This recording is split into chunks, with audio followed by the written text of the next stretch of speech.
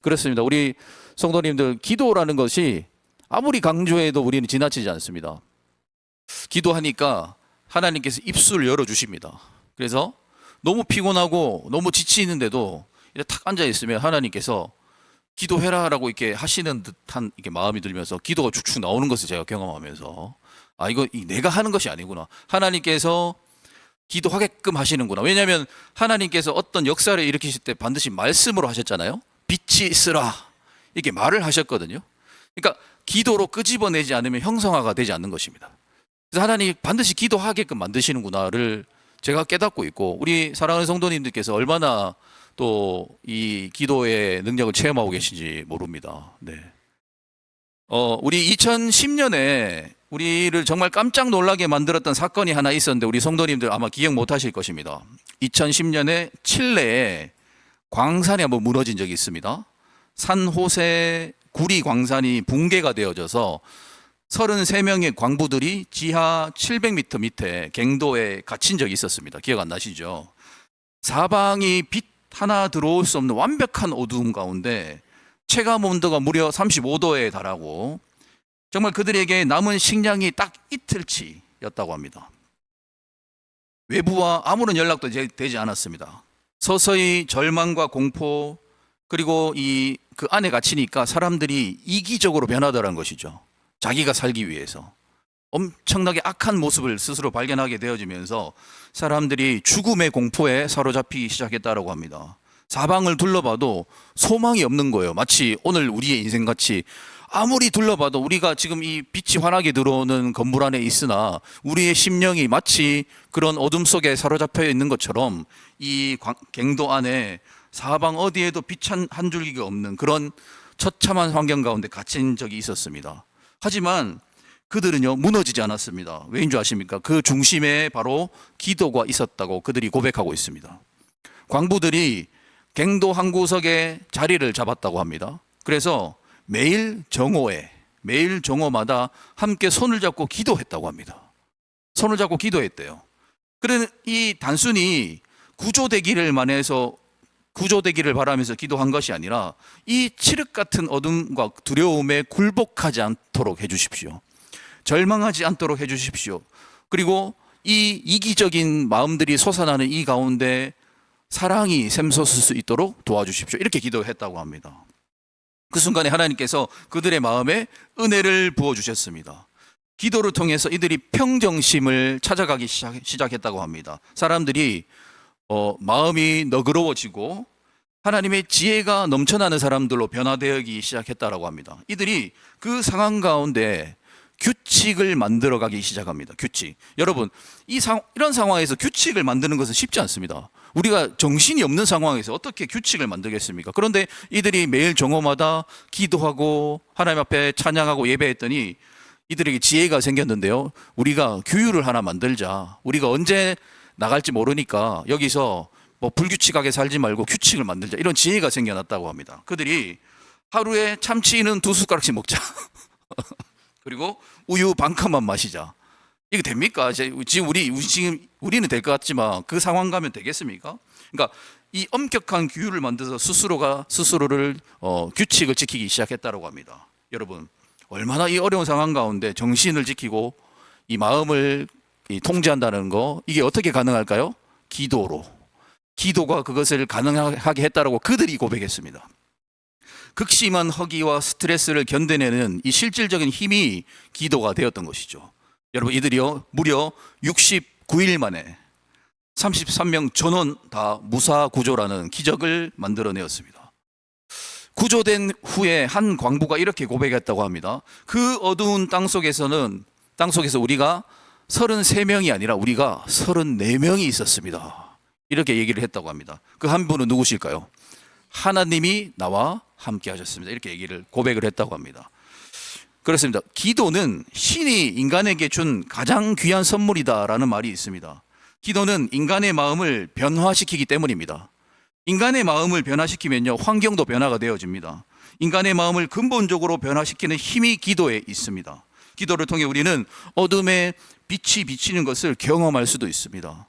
사랑하는 성도 여러분, 오늘날 사람들이 가장 궁금해하는 것 중에 하나가 무엇입니까? 이 세상을 어떻게 하면 좀 잘 살아갈 수 있을까의 문제일 것입니다. 좀 형통하게 살 수 있고 어떻게 하면 행복하게 살 수 있을까를 고민하고 있습니다. 그렇습니다. 우리는 이 땅을 잘 살아야 되죠. 저는 우리 사랑하는 성도님들이 이 땅에 한 번 사는 이 인생 가운데 정말 복된 인생을 사시기를 주님의 이름으로 축복합니다. 한 번밖에 없기 때문입니다. 지금 우리가 아무런 생각 없이 흘려보내는 이 귀한 시간은 절대 되돌아오지 않습니다. 한번 지나가 버린 인생은 저보다 훨씬 더 잘 아실 것입니다. 한번 절대 되돌릴 수가 없고, 그리고 더군다나 한 번밖에 없는 이 인생이요, 심지어 매우 짧습니다. 매우 짧다라고 얘기를 합니다. 우리는 우리에게 주어진 이 귀한 인생을 절대로 결코 불행하게 살아서는 안 될 줄로 믿습니다. 그래서 오늘날 많은 사람들이 정말 이 한 번뿐인 인생을 후회함이 없이 잘 살기 위해서 정말 최선을 다해서 살아가고 있습니다. 열심히 살아가고 있다라는 것입니다.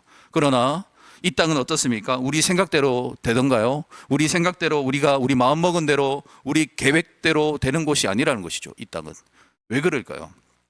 아무리 노력해봐도 인생을 잘 사는 문제는 마치 풀리지 않는 수수께끼처럼 해결이 되지 않습니다. 우리가 이렇게 열심히 삶에도 불구하고 우리 삶은 고단하고 피곤할 때가 많다라는 것이죠.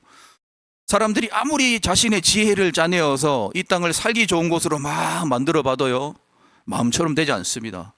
사랑하는 성도 여러분, 왜 그럴까요? 왜 이 땅이 좋은 곳이 되지 않을까요? 우리는 왜 열심히 삶에도 불구하고 우리는 고단해야 되고 고통 가운데 살아야 됩니까? 성경은 그것이 죄 때문이라고 말하고 있습니다. 죄 때문입니다. 죄가 인간 만사에 사사건건 침투해서 인간이 평탄한 삶을 살아가지 못하도록요, 방해하고 있습니다. 어둠의 권세, 악한 영세, 사단의 권세들이 절대로 우리가 그냥 호락호락하게 쉬운 삶을 살지 못하도록 우리를 사사건건 우리를 걸고 넘어진다라고 말하고 있습니다. 성도 여러분, 세상이 아무리 좋아진다고 해도요, 사람들까지 좋아질까요? 그렇지 않습니다. 우리 너무나 잘 알고 있습니다. 우리 성도님들이 더 잘 아실 것입니다. 세상이 좋아지는 만큼요, 사람들도 더 악해지고 있습니다.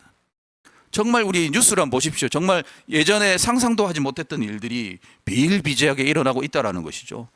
세상이 좋아지는 만큼 상대적으로 사람들도 점점 더 악해져 가고 있다고 말을 하고 있습니다. 여러분, 이것이 세상의 질서입니다. 세상의 방식입니다. 이 세상은 사람을 이롭게도 해주지만은 반대로 사람들을 무자비하게 다루고 있습니다. 이것이 세상의 질서입니다. 그래서 세상은 두 얼굴을 가지고 있다, 이렇게 표현을 하고 있습니다. 성경에서도 그렇게 표현하고 있죠. 세상에 이면이 있습니다. 세상은 이중인격자입니다. 우리에게 마치 우리를 위해주는 듯하고 우리 삶을 이끌어주는 듯하지만 우리를 사실은 죽이고 있습니다. 우리의 삶을 어떻게 해서든지 무너뜨리기 위해서 이 어둠의 권세가 이 세상을 통해서 우리를 무너뜨리고 있다는 것이죠. 이것이 세상의 질서라는 것입니다. 여러분, 이것이 왜 그렇다고요? 죄 때문입니다. 죄가 그런 세상을 만들어 놓았습니다. 죄가 좋은 것을 그냥 좋게 내버려 두지 않습니다. 하나님이 만들어 놓으신 이 아름다운 것을 악하게 만들어 가고 있다는 것입니다. 슬그머니 따라 들어와서 하얀 옷에 때를 슬그머니 묻혀놓고 도망가는 죄, 이런 방식으로 우리를 힘들게 하고 있다는 것이죠.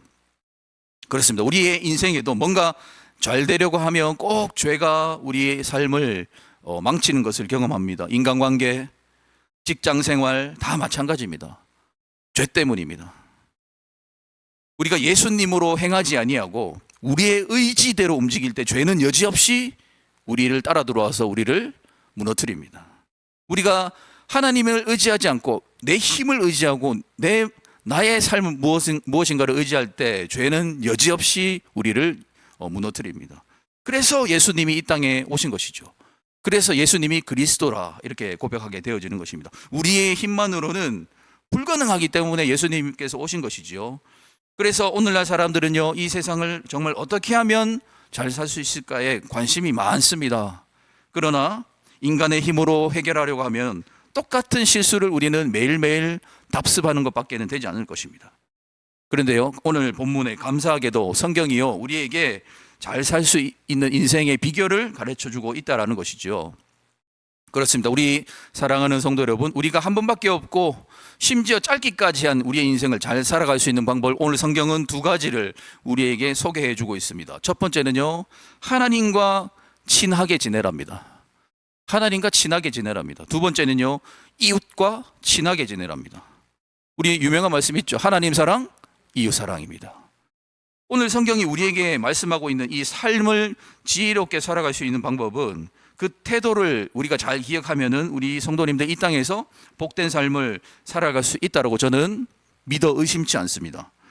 먼저 성경은 우리에게 하나님 앞에서 어떻게 살아가야 할지를 결단하라고 말씀합니다. 단호하게 결단해라. 결단하라는 것입니다. 여러분, 결단하지 않으면요, 아무 일도 일어나지 않습니다. 저희들 그거 많이 경험하고 있지 않습니까? 결단하니까 하나님께서 채워주시는 것을 경험하고 있습니다. 그렇다면 어떻게 살아가는 것이 하나님 앞에서 결단하며 살아가는 것인가? 오늘 골로새서를 기록한 바울은요, 우리에게 이렇게 말씀합니다. 깨어있기를 결단하라. 깨어있기를 결단하라. 다시 말해서 이 세상을 잘 살아갈 수 있는 방법은요, 세상 앞에서 잘 사는 것이 아니라 하나님 앞에서 산다라고 믿고 깨어서 살아가라, 이렇게 말씀하고 있는 것입니다. 하나님 앞에서 잘 사는 것은 하나님과 친하게 지내는 것인데, 아까 말씀드린 대로 그렇다면 하나님과 여러분 친하게 지낼 수 있는 유일한 방법이 무엇일까요? 기도입니다. 말씀과 기도입니다. 바로 깨어있는 것이라고 말하고 있는 것입니다. 여러분, 우리가 깨어있으면 그것이 하나님과 가깝게 있는 겁니다. 가깝게 지내고 있는 것이죠.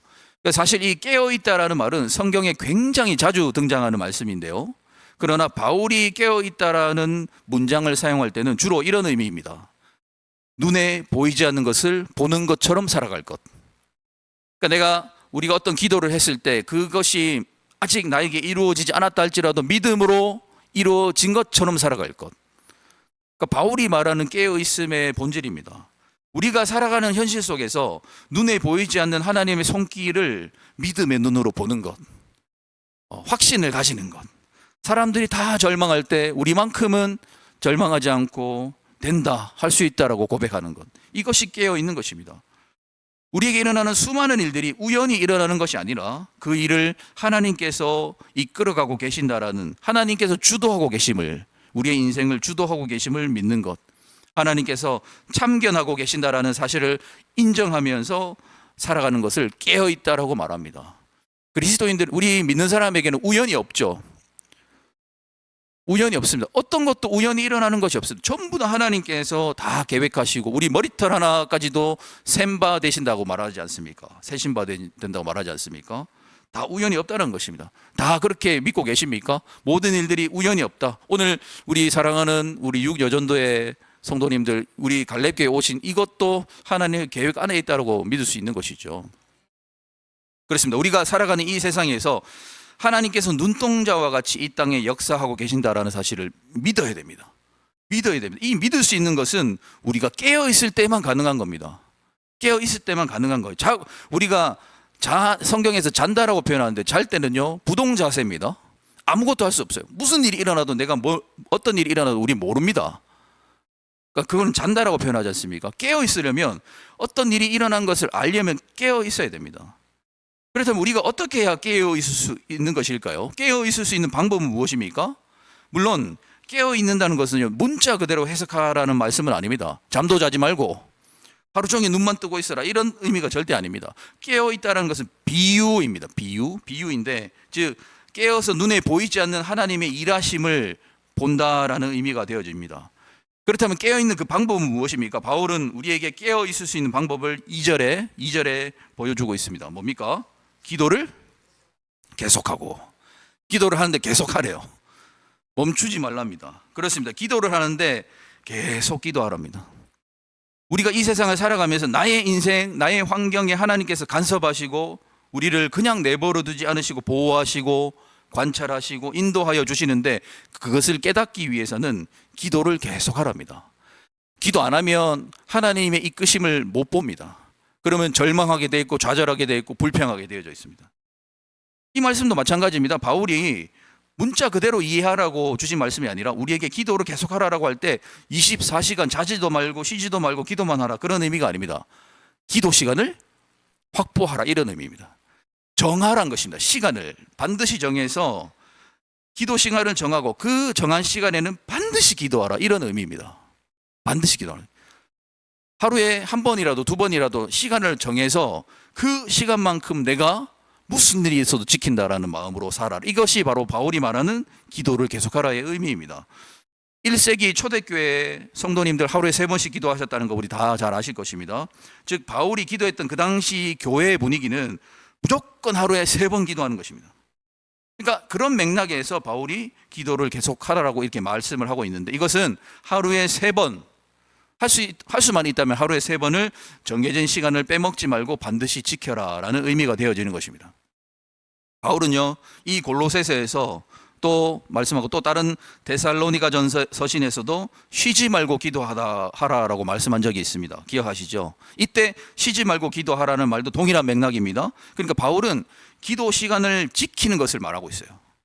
아무 때나 무시로 하는 거 말고 기도 시간을 정하고 그 시간을 지키기 위해서, 왜냐하면 그 시간을 우리가 일을 하시는 분들은 기도 시간 정하는 게 쉽지 않습니다. 오전 11시 했는데 꼭 그때 연락이 오죠. 거래처에서. 꼭 그리 희한합니다. 그래서 이게 근데 그 딱 지킨 시간을 어떤 천지가 무너지는 한이 있어도 지키는 것은요, 이게 멈춤이거든요. 이게 여기에 굉장한 능력이 있습니다. 그러니까 바울은 그렇게 말하고 있는 겁니다. 반드시 시간을 지키는 영성을 만들어라. 이 기도 시간을 반드시 지키는 영성이 되어야 된다는 거예요. 그러니까 내가 시간 남는 시간에 오는 것이 아니라 이걸 위해서 내가 대가 지불하면서까지도 하나님 앞에 나와서 지키는, 이것이 의미가 있다, 이렇게 말씀하신 적이 있었는데 일리가 있긴 한 것 같습니다. 바울은 기도 시간을 반드시 지켜라 이렇게 말씀하고 있어요. 특별히 오늘 본문에 기도를 계속하라라고 할 때 계속하다라는 말을 헬라어에서 굉장히 강한 뉘앙스로 말합니다. 계속하는 거 굉장히 강하게 얘기하거든요. 그래서 정확하게 제가 직역을 해보니까 이런 의미예요. 집착해라. 기도에 집착하래요. 우리는 드라마에 집착하고 뭐 이런 다른 거에 집착하는데 기도에 집착을 합니다. 그러니까 기도하는 일에 집착하라, 이렇게 번역이 돼요. 굉장하죠. 하루에 3번 정해진 시간을 지키면서 기도하는데 거의 집착할 수준으로, 완전 광적인 수준으로까지 한번 집중해봐라, 이런 말씀이 되는 것입니다. 단순히 시간을 지키는 것 이상 아주 강력한 권면이 되는 것입니다. 왜 이렇게 바울이 하루 3번을 집착하라라고 얘기했을까요? 제가 보니까 하루 아침, 점심, 저녁에 기도하면요, 그 바울은 그렇게 했답니다. 아침에 기도하고요, 조금 견딜만 하면 다시 기도하면 그게 정오랍니다. 또 살다가 또 세상 나가 살다가 견딜만 하면은 저녁 때래요. 그러니까 바울이 그렇게 얘기합니다. 인간이 견뎌낼 수 있는 시간적 한계가 그 정도랍니다. 아침에 기도하고 한 5시간 정도 지나면 반드시 기도해야 살아날 수 있대요. 네. 좀 일리가 있는 말이지 않습니까? 우리 성도님도 한번 해보시기 바랍니다. 그러니까 하루 3번 시간을 반드시 집착해라, 그런 의미입니다. 우리 성도님들 기도 시간에 집착할 수 있습니까? 기도 시간만큼은 자유롭게 이렇게 프리하게 하는 것이 우리의 문화인데 이거를 막 집착했다는 겁니다. 우리가 만약에 한번 생각해 보십시오. 기도 시간에 집착할 수만 있다면, 특별히 기도 시간을 정하고 그 시간을 반드시 지키기 위해서 우리가 집착할 수만 있다면 우리가 얼마나 강건한 인생을 살 수 있겠습니까? 우리 절대 무너지지 않을 것입니다. 하나님께 기도하지 않으면 마음이 불안하고 기도 시간을 빼먹으면 마치 내 인생이 무너지는 듯한 느낌이 들 정도로 우리가 기도에 집착할 수만 있다면 우리는 절대로 무너지지 않을 것입니다. 그런데 우리는 그 반대로 하죠. 기도 시간 조금만 초과되면 왜 이렇게 길지? 오늘 설교 왜 이렇게 길지? 예배 시간 길어지면 뒤에 시계 보고 이렇게 언제 마치나 이렇게 하고. 근데 오늘 본문은 그렇게 하지 말라고 말씀합니다. 그렇습니다. 우리가 세상의 것들에 집착할 것이 아니라, 우리가 웃고 즐기고 출세하는 일에 집착할 것이 아니라, 집착할 거면은 기도에 집착하라. 기도하는 일에 집착해야 될 줄로 믿습니다. 기도에만 집착하지 말고 또 예배에도 집착하시고 찬양에도 집착하시고 전도하는 일에도 봉사하는 일에도 우리가 집착하면서 살아갈 수 있다면 지금보다 훨씬 더 복된 인생을 살 수 있다라고 말씀하고 있습니다. 사랑하는 성도 여러분, 그렇다면 기도에 집착한다는 것은 무엇을 의미할까요? 말씀을 정리하겠습니다. 바로 멈춤을 말합니다. 멈춤, 스탑하는 것. 우리 삶에서 잠시 멈추는 것을 집착한다고 말을 한다고 합니다. 어느 마을에 두 명의 나무꾼이 있었습니다. 두 사람이요, 같은 날 같은 숲에서 나무를 베기 시작했는데 첫 번째 나무꾼은 아침 일찍부터 해가 질 때까지 1분도 쉬지 않고 땀을 뻘뻘 흘리면서 도끼질을 했다고 해요. 반면에 두 번째 나무꾼은요, 50분 일하고 10분 쉬고 50분 일하고 10분 쉬고 그늘에 앉아서 쉬엄쉬엄 했다고 합니다. 첫 번째 나무꾼은요, 속으로 저렇게 쉬엄쉬엄 해가지고 언제 하겠냐라고 이렇게 했다고 합니다. 말을 했다고 합니다. 그런데 저녁이 돼서 베어낸 나무 양을 비교해 보니까 놀랍게도 중간중간 쉬었던 두 번째 나무꾼이요, 훨씬 더 많은 나무를 베었다는 겁니다. 첫 번째 나무꾼이 도저히 이해할 수가 없으니까 물어봤답니다. 아니, 나는 한숨도 쉬지 않고 일했는데 어떻게 당신이 나보다 더 많은 나무를 벨 수 있었단 말입니까? 그러자 두 번째 나무꾼이 이렇게 웃으면서 얘기했습니다. 나는 내가 쉬는 걸로 보입니까? 나는 쉬는 동안에 그냥 앉아 있었던 것이 아니라 도끼 날을 갈고 있었습니다. 이렇게 얘기를 했다고 합니다. 그렇습니다. 우리의 일상에서요, 잠시 멈추는 것이 멈추는 게 아니에요. 그게 하나님 앞에 멈추면요, 그게 멈춤이 아니라는 거예요. 2배 더 빨리 앞으로 나갈 수 있습니다. 우리가 잠시 멈추고 기도하면요, 우리가 영적 도끼 날을 갈고 있는 것과 마찬가지입니다. 절대 멈춤이 아니라는 거예요. 우리는 이렇게 바쁘게 살아가는 현대 사회 속에서 시간을 멈추고 잠시 기도의 자리에 간다는 것을 가장 비효율적인 일로 생각하는 세상을 살고 있습니다. 한 사람이라도 더 만나야 되고 한 집이라도 더 거래처를 더 방문해야 되는 이 바쁜 시간에 하던 일을 멈추라는 것, 기도한다는 것, 이게 어떻게 가능하냐, 이렇게 우리는 생각하죠. 그러나 사랑하는 성도 여러분, 기도를 위해서 시간을 떼어놓는 것은 결코 시간 낭비가 아님을 믿으시기 바랍니다. 우리가 만약에 삶에 더 많은 시간을 할애하기 위해서 절대 양보하지 말아야 될 이 기도 시간을, 내 삶을 조금 부유하게 만들기 위해서 기도 시간을 축소시키면서 살아간다면 결국에는 그게 성공이 아니라 오늘 무뎌진 도끼날로 억지로 도끼질을 하는 것과 같은 그런 삶을 살 수밖에 없다는 것이죠. 내면에 하나님의 은혜는 점점 더 고갈되어지는데 내 삶이 조금 더 부유해진다고 해서 그것을 성공적인 인생이라고 성경은 말하지 않습니다. 시간을 내어서 기도하는 것은요, 일상을 멈추는 것이 아니라 오히려 내 일상을 더욱더 주님의 은혜로 더 활기차게 만들어갈 수 있는 도끼날을 가는 훈련이라는 것입니다. 우리가 기도 시간을 확보할 때요, 똑같은 상황 속에서 더 지혜롭고 통찰력 있는 결정을 내릴 수 있습니다. 우리 중요한 일을 앞두고 반드시 기도하셔서, 아마 우리 성도는 저보다 더 잘 아실 것입니다. 기도하셔서 결정하시면 하나님께서 지혜를 주신다라는 것이죠.